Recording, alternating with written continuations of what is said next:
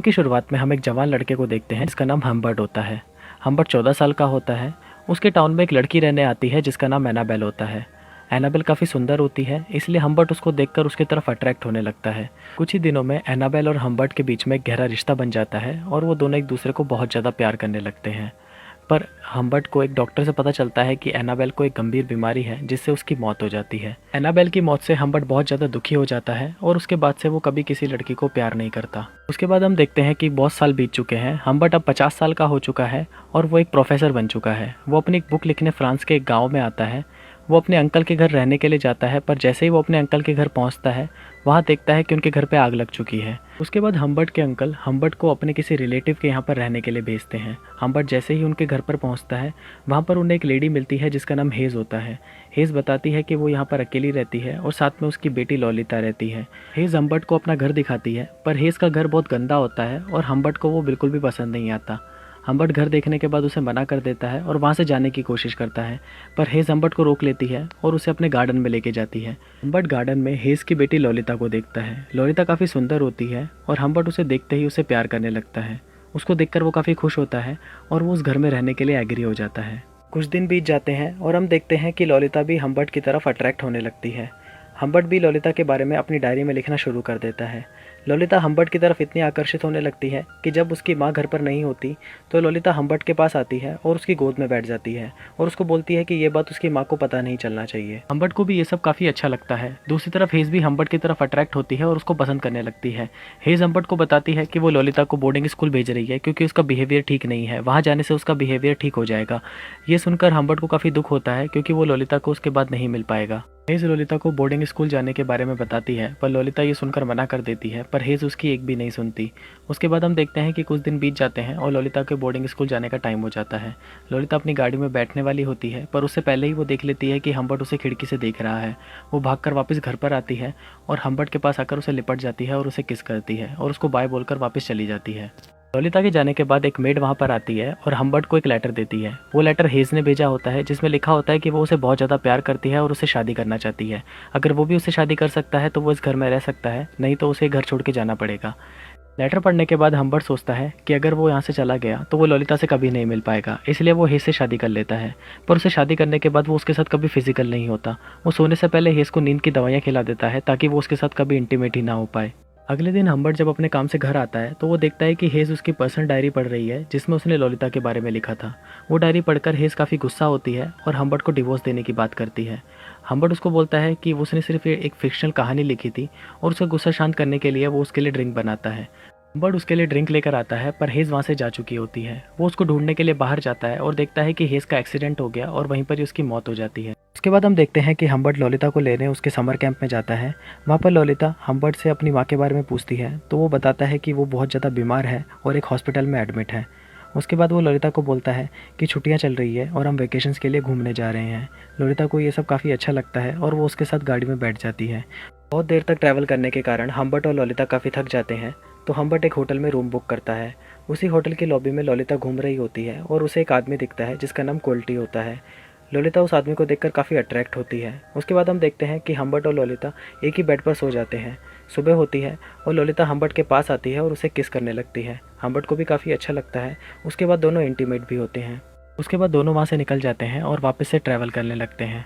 Lolita Humbert से अपनी माँ के बारे में पूछती है और बोलती है कि उसे अपनी माँ को फ़ोन करना है, तो हम्बर्ट उसे बताता है कि उसकी माँ मर चुकी है। ये सुनने के बाद लॉलिता काफ़ी ज़्यादा दुखी होती है और रोने लग जाती है, पर हम्बर्ट बहुत मुश्किल से उसको संभाल लेता है। उसके बाद दोनों वापस अलग अलग शहरों में ट्रैवल करने लगते हैं। एक शहर में हम्बर्ट की नौकरी लग जाती है और वहीं पर ही वो लॉलिता को स्कूल में भी डाल देता है और ऐसे ही करते कुछ दिन बीत जाते हैं। एक दिन हम देखते हैं कि लॉलिता हम्बर्ट को बोलती है कि उसे स्कूल का प्ले ज्वाइन करना है, पर हम्बर्ट उसे मना कर देता है क्योंकि प्ले में बहुत सारे लड़के काम करते हैं और लॉलिता उनके साथ काम करेगी तो उनसे अट्रैक्ट होने लगेगी। हम्बर्ट उसे मना करता है, पर लॉलिता अपना बात मनवाने के लिए उसे सेड्यूस करना शुरू कर देती है। लॉलिता के ऐसा करने पर हम्बर्ट उसे प्ले ज्वाइन करने के लिए हाँ बोल देता है। उसके बाद हम देखते हैं कि हम्बर्ट को लॉलिता के पियानो टीचर का फ़ोन आता है। वो उसे बताते हैं कि लॉलिता 2 हफ्तों से पियानो लेसन्स के लिए नहीं आई। हम्बर्ट लॉलिता से पूछता है कि तुम 2 हफ्तों से क्लासेस नहीं गई तो तुम कहाँ जाती हो। हम्बर्ट को लगता है कि लॉलिता का किसी के साथ अफेयर चल रहा है, तो वो उसे झगड़ा करने लगता है और उसे थप्पड़ भी मार देता है। उसके बाद लॉलिता को काफ़ी गुस्सा आता है और वो हम्बर्ट से झगड़ा कर वहाँ से भाग जाती है।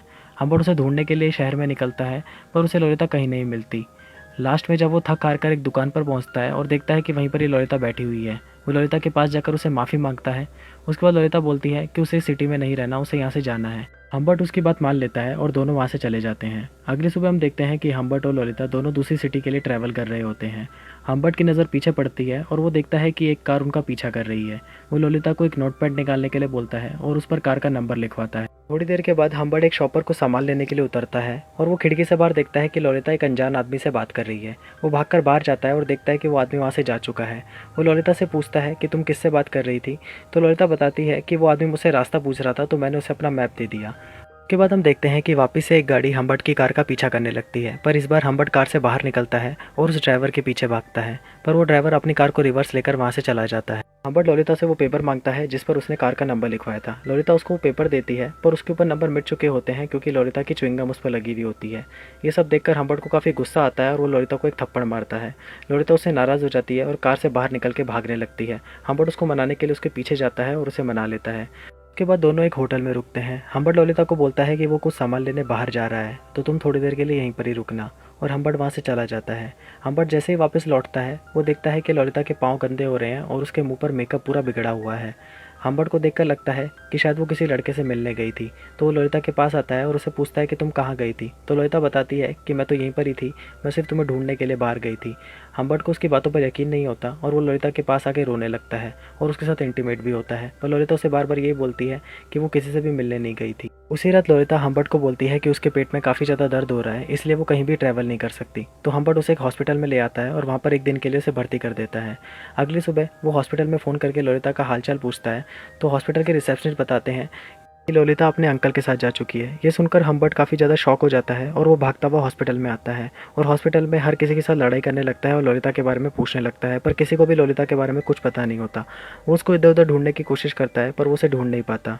उसके बाद हम देखते हैं कि 3 साल बीत चुके हैं। हम्बर्ट को एक चिट्ठी मिलती है। वो चिट्ठी ललिता की होती है जिसमें वो लिखती है कि उसने शादी कर ली है और वो प्रेग्नेंट भी है, पर उसे कुछ पैसों की ज़रूरत है, इसलिए उसे हम्बर्ट की हेल्प चाहिए। ये चिट्ठी पढ़कर हम्बर्ट ललिता के बताए हुए एड्रेस पर आ जाता है। हम्बर्ट जैसे ही ललिता के घर पहुंचता है वो ललिता को देखकर काफ़ी खुश होता है। वो देखता है कि ललिता प्रेग्नेंट हो चुकी है और उसने शादी भी कर ली है। ललिता उसे अपने घर में अंदर बुलाती है और अपने हस्बैंड की फ़ोटो दिखाती है। हम्बर्ट ललिता से पूछता है कि तुम भागी किसके साथ थी, तो ललिता बताती है कि वो कोल्टी के साथ भागी थी, पर वो कुछ कर नहीं सकता था। वो उसके साथ एक पॉर्न वीडियो बनाना चाहता था, इसलिए वो वहाँ से भाग गई। उसके बाद उसे एक लड़का मिला जो काफ़ी अच्छा था और उसने उसके साथ शादी कर ली। उसके बाद हम्बर्ट ललिता को बहुत सारे पैसे देता है। पैसे लेकर ललिता बहुत खुश होती है और वो उसे रोकने की कोशिश करती है, पर वो रुकता नहीं है और वो वहाँ से चला जाता है। उसके बाद वो सीधा कोल्टी के घर पहुँचता है। हम्बर्ट के पास एक बंदूक होती है जिससे वो कोल्टी को मार देता है। उसके बाद वो बाहर निकलता है और पुलिस उसका पीछा करने लगती है।